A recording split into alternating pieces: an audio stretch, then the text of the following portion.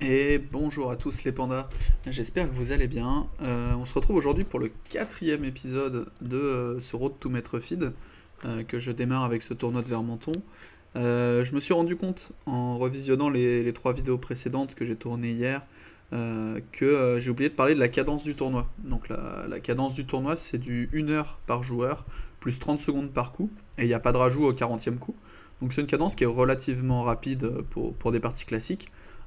Mais ça reste tout à fait jouable en partie lente.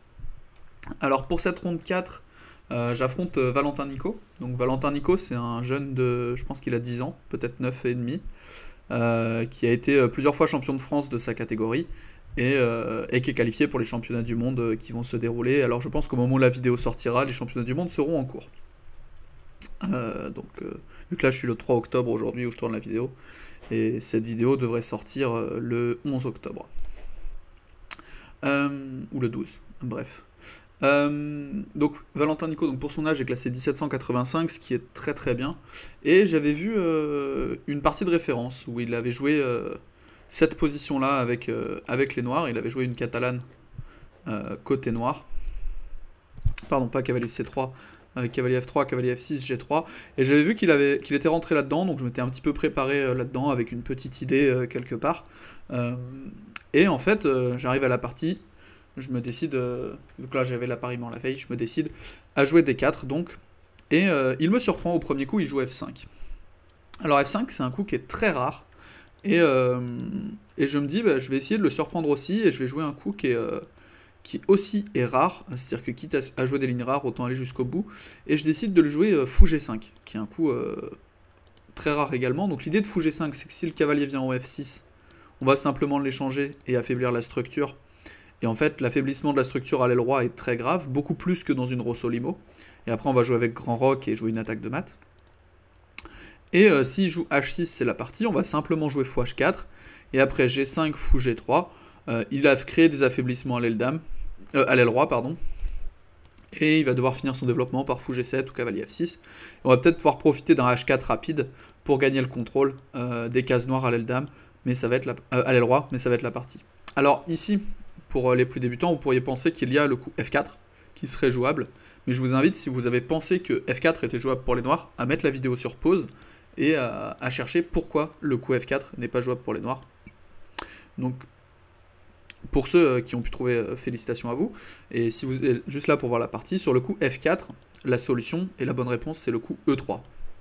Alors, pourquoi? Parce que si les noirs prennent le fou, on a le coup Dame H5 échec et mat. Et les noirs ne peuvent juste pas défendre leur pion F4, qu'on va juste gagner au prochain coup. Voilà.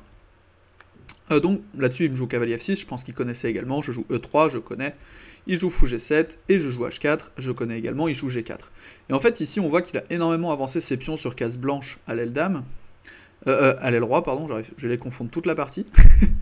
et, et que du coup, j'ai gagné la case F4, par exemple, pour un cavalier. La case E5 est également légèrement affaiblie. Et c'est pour ça que je décide de jouer fou C4. Alors l'idée de fou C4, c'est que s'il continue par un coup comme D5, je peux jouer fou B3 par exemple, continuer par C4 plus tard, et j'ai gagné le contrôle de la case E5, et je peux y accéder via la case D3, par exemple par cavalier E2, cavalier C1, cavalier D3, cavalier E5, ou en jouant F3 plus tard, peut-être arriver à miner ce pion G4 et à venir par F3 E5. Donc dans la partie, il ne joue pas le coup D5, il me joue le coup B6. Et là, j'ai commencé à trouver ça un petit peu bizarre, puisque en réalité, il s'est déjà créé des affaiblissements à l'aile roi. Il a déjà perdu du temps en développant un premier fianchetto. Il développe un deuxième fianchetto. Il met toujours pas de pion au centre. Donc il y a de fortes chances qu'il commence à y avoir des problèmes dans sa position. Donc ici, j'ai décidé de réagir tout de suite au centre avec le coup F3. Bon, l'idée c'est que s'il prend, je reprends soit du pion avec des idées de E4 plus tard, soit du cavalier. Et j'ai la case E5 qui est fantastique. Mais je savais qu'il allait pas prendre. L'idée également, c'est d'anticiper la venue du fou sur cette diagonale et de l'avoir fermé en avance. Donc ici, il me joue fou B7. Je continue mon développement. Mon idée, c'est simplement Dame D3, Grand Roc. Dame D3 sera avec gain de temps puisque ça attaquera le pion F5. Et ici, il me joue C5. Et ici, je suis sûr à 100% que ma position elle est gagnante. Et donc, comme pour les vidéos précédentes, j'ai l'analyse de l'ordi en direct. Et le coup que j'ai joué est le bon coup. Et effectivement, la position elle est juste excellente pour les blancs. Alors pourquoi? Puisqu'en fait, l'idée simplement de jouer Dame D3 pour se développer, ça attaque le pion F5, et si on le défend par un coup comme E6, le coup que je voulais jouer, ça aurait été cavalier B5, mais il y avait également à surveiller le coup D5, qui simplement vient ouvrir toutes les cases blanches au centre, le roi qui est extrêmement faible, moi je suis à un coup du roc, et lui son roc n'est pas en sécurité puisque j'ai mon fou C4 sur la diagonale. Et le coup cavalier B5 également me semblait très dangereux pour lui, puisque je menace plusieurs fourchettes en même temps. Alors à noter que l'ordi donne petit roc, et que sur le coup cavalier C7, il a l'air d'avoir une idée. Il a l'air de dire que D5 marche pour les noirs ici. Alors ça je l'avais pas dans la partie, je pensais ici juste que je gagnais la qualité, mais a priori D5 fonctionne complètement pour les noirs, puisque ça enferme le fou, mais c'est un thème qu'on va revoir dans la partie. Du coup, c'est pas la partie. Ici, quand je joue Dame D3, il n'a pas décidé de jouer E6, il a décidé de jouer D5. Donc ici, je joue fou B5 échec, j'ai pas trop le choix, j'ai mon fou qui est attaqué. Et il décide de jouer Roi F7, qui est le meilleur coup de la position. Ici, j'ai hésité entre deux coups. J'hésitais à jouer Dame prend F5 et j'hésitais à jouer Pion prend C5.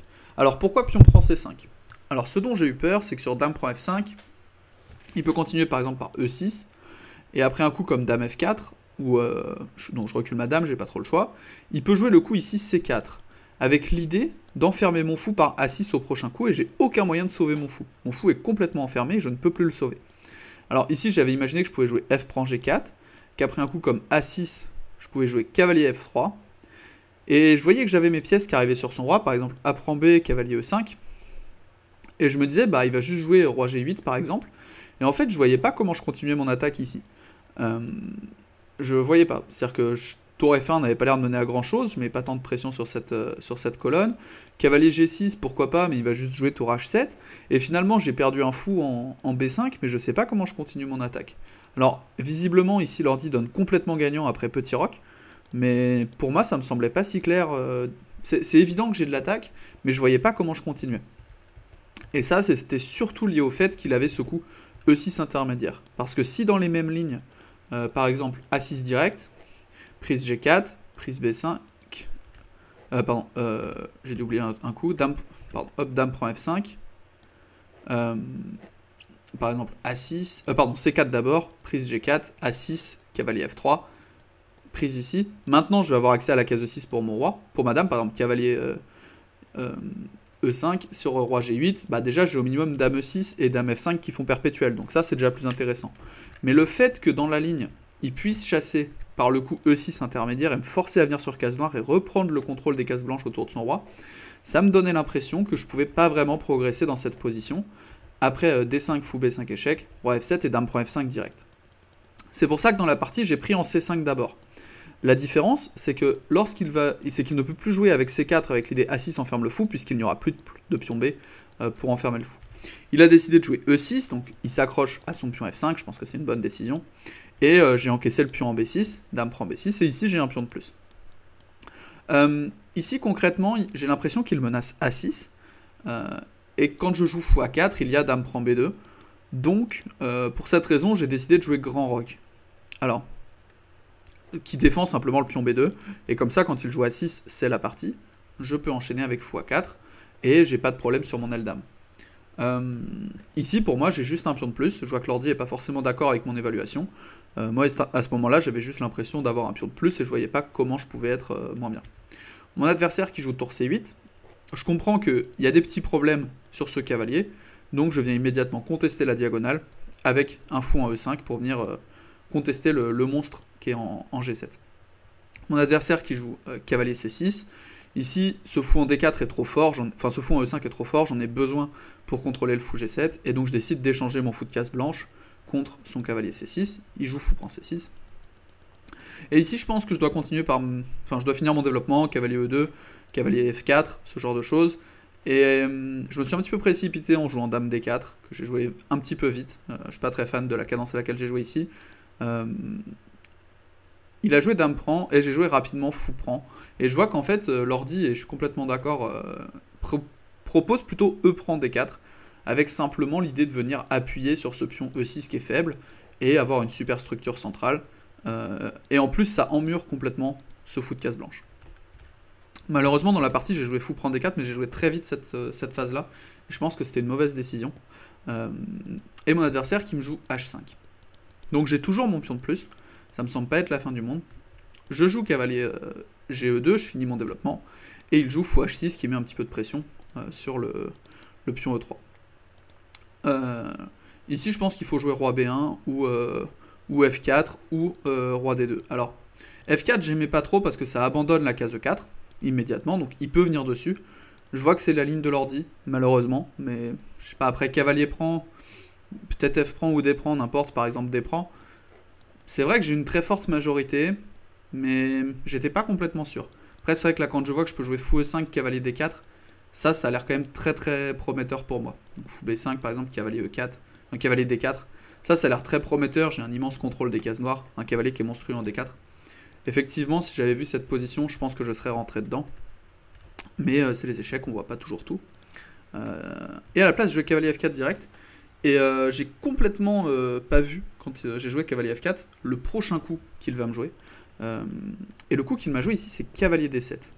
Et là, ça m'a fait rentrer dans une grande réflexion, parce que j'ai un problème. Il menace concrètement E5, et c'est imparable. Il menace E5 qui gagne juste une pièce, et j'ai pas vraiment de bon moyen de le parer. Parce que si je joue cavalier D3, qu'il continue par E5, je vais prendre, et il va pouvoir jouer D4 et ouvrir son fou de case blanche sur cette diagonale. Et la position, je perds complètement le contrôle des cases blanches, et ça devient un problème.